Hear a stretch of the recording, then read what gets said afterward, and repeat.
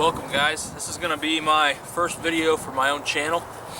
I just recently acquired a Husqvarna Forest Axe for actually a Christmas present from my lovely wife, and I've been putting it to use for about 2 weeks now, and I wanted to do kind of a review on this axe. I bought it because it is a Swedish axe, rebranded with the Husqvarna brand.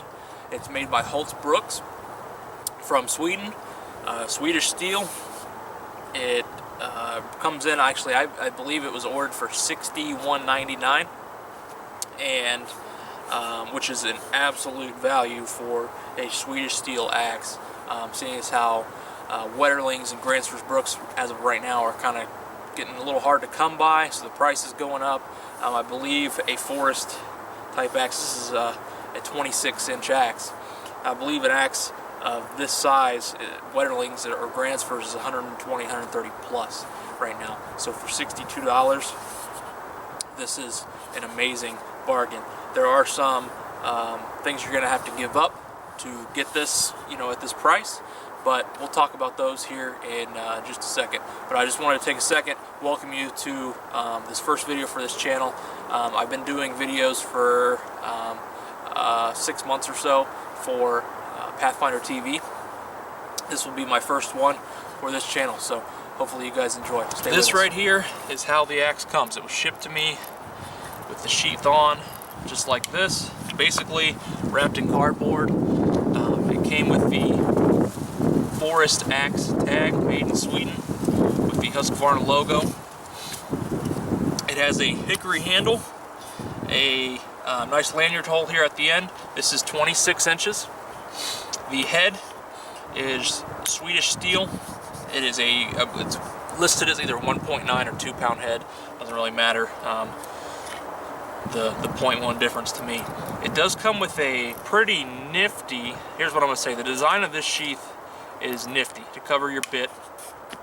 I like the design, how it comes around. It will not really come off, okay?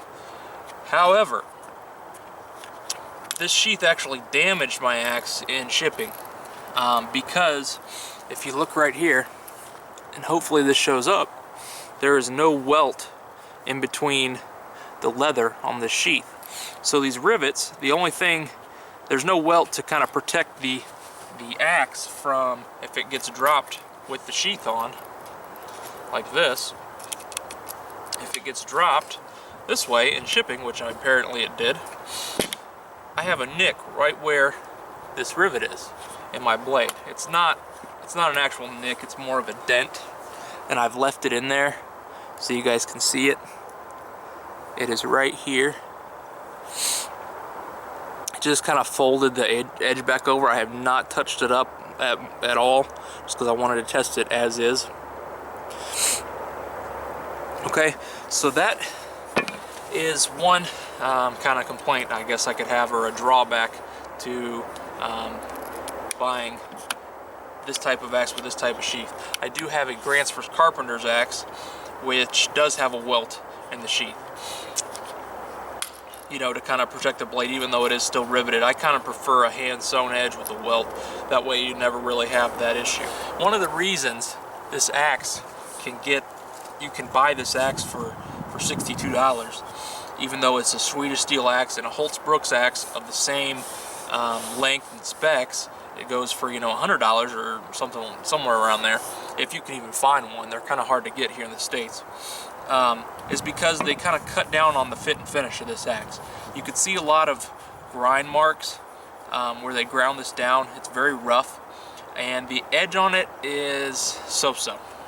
Okay, I've heard people say they've gotten great edges. Mine's not that great, but I know, being a Swedish steel, they get the heat treat right. I'm gonna be able to put a nice edge on this thing eventually, and it'll probably keep it. Okay, like I've said, I've been using this as is, right out of the box, even with the dent in the blade, for about 2 weeks now, and it's performed just fine. So on the other side here, you can, there's some scuffs from where I was cutting with it, but you could just kind of see how it's been quickly kind of onced over to get the grind down. Not a big deal. The back is not really square at all. It's got some bulges in it. Just another fit and finish type thing of you know, getting the cheaper axe. The handle. Okay, this thing is seated absolutely great. I really enjoy the way, I don't think they skimped on this hardly at all, at least on mine. You've got the wooden wedge with the circular pin inside. It's mushroomed out at the top quite a lot. You've got, you know, a little bit of poke through right here, and you can tell they got a great finish on this, or excuse me, a great fit on this by, you know, you can see how this kind of rolled over on both sides, so it's kind of even. The grain on the handle as well is nice and tight and pretty darn straight for, you know, it's way more than I was expecting for a $60 Okay, axe. so the first thing that I did after taking this out in the backyard and cutting with it, I cut logs.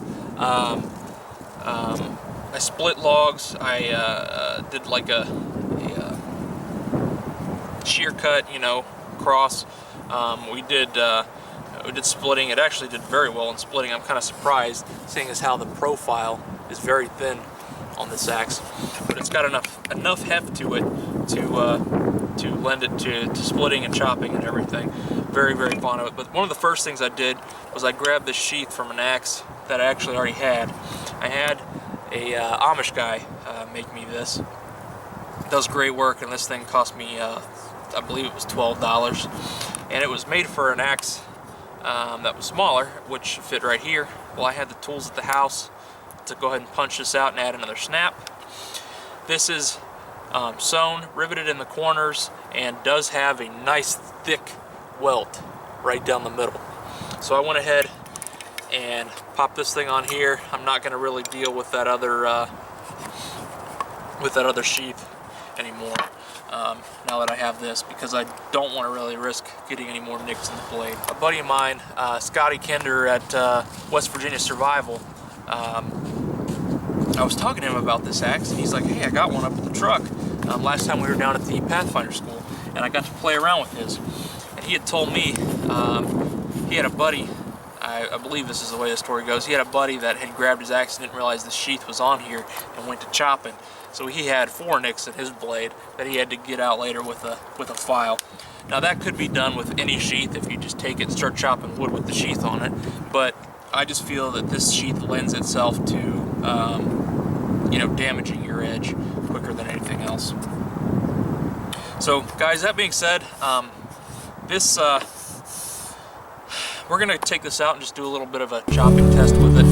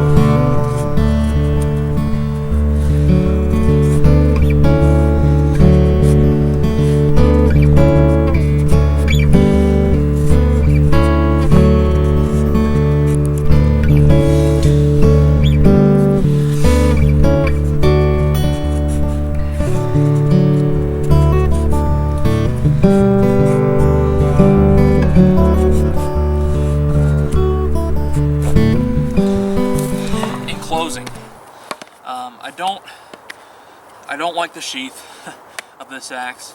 I feel like there's possibly a very light clear coat on this handle. I'm not really sure. I'm gonna try to sand this thing down and treat it with some birch oil, see exactly what's going on here.